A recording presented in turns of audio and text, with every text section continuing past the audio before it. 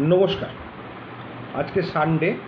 আজকে যেটা আমি করি আপনারা সবাই জানেন যে আমার যারা সাবস্ক্রাইবার আছেন তাদের কোশ্চেন অ্যান্সারে কিছুটা জবাব দেওয়ার চেষ্টা করি। আজকে আমি পেলাম কোশ্চেন, কৃষ্ণেন্দু দাস লিখেছেন, লিভেল লাইসেন্সি ক্ষেত্রে কি অকুপেন্সি চার্জ ক্লেম করা যায়?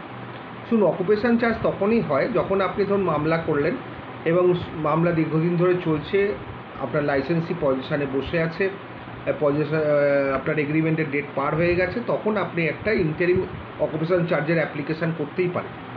সেটা আপনার মার্কেট রেট অনুযায়ী হবে, তারপর সেটা নির্ভর করবে কোর্ট যে অর্ডার দেবে।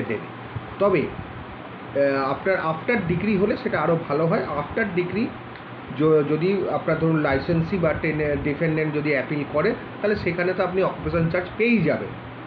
সেখানে আপনাকে অ্যাপ্লাই করতে হবে যে যদিও স্টে চায়, stay of the operation of the degree, আর না হলে ইন্টারিম করতে পারেন, জজের ওপর নির্ভর করছে। ঠিক আছে।